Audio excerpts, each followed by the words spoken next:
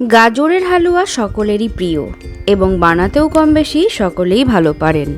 কী পরিমাণ গাজরে কতটা মিষ্টি ভাব থাকবে বা কতটা ঘি ব্যবহার করলে রান্নাটা হবে একদম নিখুঁত, সব রকম টিপস এবং ট্রিক্স সহযোগে তৈরি করে দেখাবো আপনাদের গাজরের হালুয়া।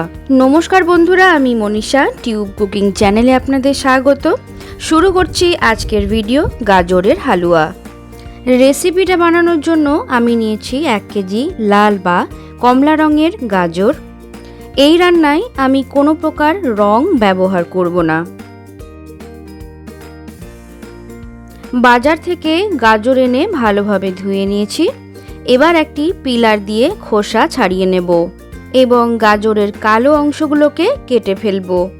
এই সাইজের গাজরগুলোর মধ্যে জল কম থাকে, আর বাজারে যেগুলো লম্বা ধরনের গাজর পাওয়া যায় সেগুলোতে জলের পরিমাণটা অনেকটাই বেশি থাকে। প্রতিটা গাজরের কালো অংশগুলোকে কেটে ফেলতে হবে। এরপর গাজরগুলোকে কুড়ে নেব।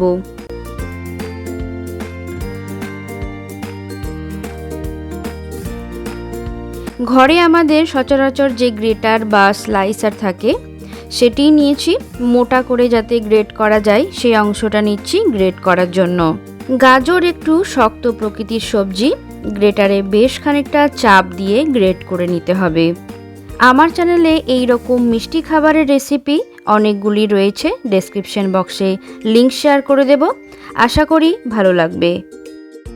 1 কেজি গাজরই আমি কুড়িয়ে নিলাম। চলে যাচ্ছি পরবর্তী উপকরণ। 1 কেজি গাজরের জন্য আমি ব্যবহার করছি 200 গ্রাম খোয়া ক্ষীর, 2 ধরনের কুচনো বাদাম, 20 গ্রাম কাজু বাদাম, 20 গ্রাম কাঠবাদাম আর 20 গ্রাম কিশমিশ। পেস্তা বাদাম দিলে দিতেও পারেন, কিন্তু এই রান্নায় খুব একটা চলে না। এবার একটি প্যান গরম করে নিচ্ছি। তাতে 1 টেবিল চামচ ঘি দিয়ে খোয়া ক্ষীরটাকে সামান্য ভাজা ভাজা করে নেব। পুরো রান্নাটায় আমি 125 ml ঘি ব্যবহার করব। রান্নার বিভিন্ন সময়ে দেখতে থাকুন। খোয়া ক্ষীরটা ঘিয়ে হালকা ভেজে নিলে হালুয়ার স্বাদটা যেমন ভালো হয়, তেমনি হালুয়ার সেলফ লাইফও বেড়ে যায়, অর্থাৎ তাড়াতাড়ি নষ্ট হয় না, অনেক দিন ফ্রিজে রেখে স্টোর করে খেতে পারবেন। হালুয়াটা একটু দেখতে ভালো লাগার জন্য কিছুটা গোটা কাজুও ব্যবহার করলাম, যেটা ক্ষীরের সঙ্গেই ভেজে নিচ্ছি। বন্ধুরা, আমার রেসিপিগুলো কেমন লাগছে কমেন্ট করে অবশ্যই জানাবেন। ভালো লাগলে লাইক, শেয়ার এবং সাবস্ক্রাইব করার অনুরোধ রইল।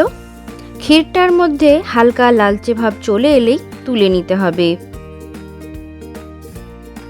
ওই পাত্রেই 3 টেবিল চামচের একটু বেশি ঘি আবারও গরম করে নিচ্ছি।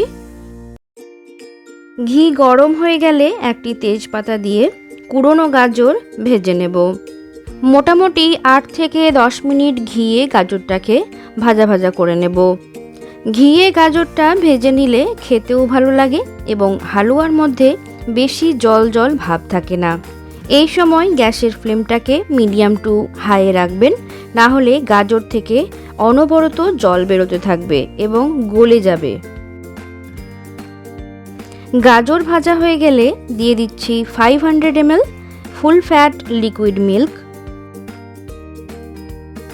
দুধ দেওয়ার পর ভালোভাবে নাড়িয়ে চাড়িয়ে নিতে হবে।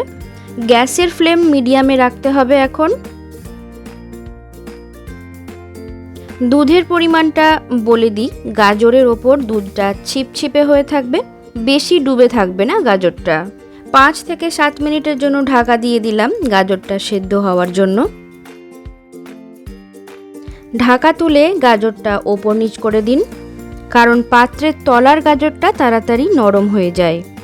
গাজরটা যতক্ষণ দুধ শোষণ করে সেদ্ধ হচ্ছে ততক্ষণ ঢাকা চাপা দিয়ে রান্না করে নিতে হবে।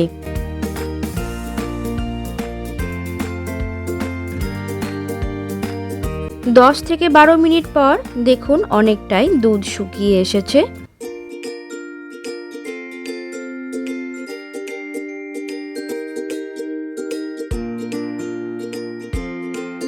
এবার কুচনো বাদাম এবং কিশমিশ এর মধ্যে দিয়ে দেব। এক্সট্রা দুধে বাদাম কুচিও রান্না হয়ে যাবে। একই সঙ্গে ক্ষীরটাও দিয়ে দেব। অনেকেই গাজর সেদ্ধ হয়ে যাওয়ার পর বাদাম কুচি দেওয়ার আগেই চিনি দিয়ে দেয়। এবং চিনিটা শুকিয়ে আসলে তারপরে বাদাম কুচি দেয়, কিন্তু আমি এখানে পরে চিনি ব্যবহার করব। আপনাদের সুবিধা মতো আপনারা বানাতে পারেন। সব জিনিস একসঙ্গে মিশিয়ে মিডিয়াম টু লো ফ্লেমে রান্না করতে থাকুন, এটাই আসল কাজ। হালুয়া শুকনো না হয়ে আসা পর্যন্ত রান্না করে যেতে হবে। দিয়ে দিচ্ছি 200 গ্রাম চিনি এবং 3 থেকে 4 গ্রাম এলাচ গুঁড়ো। তাহলে 1 কেজি গাজরে ব্যবহার করলাম 200 গ্রাম ক্ষীর, 200 গ্রাম চিনি এবং 125 ml ঘি। বাকি ঘিটা এখানেই দিয়ে দিলাম। 20 থেকে 25 মিনিট মতো মিডিয়াম ফ্লেমে হালুয়াটা রান্না করে যেতে হবে। যত ধীরে ধীরে হালুয়াটা রান্না করা হবে ততই সুস্বাদু হবে।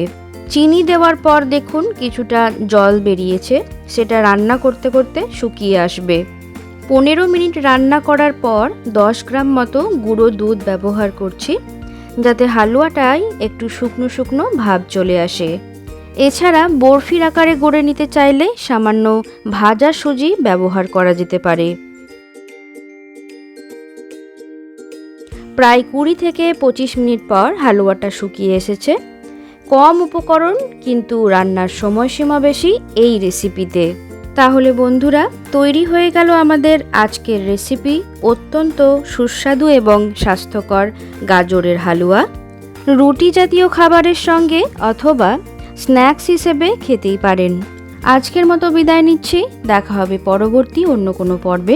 ভালো খান, সুস্থ থাকুন, চ্যানেলটি সাবস্ক্রাইব করে পাশে থাকুন। টাটা।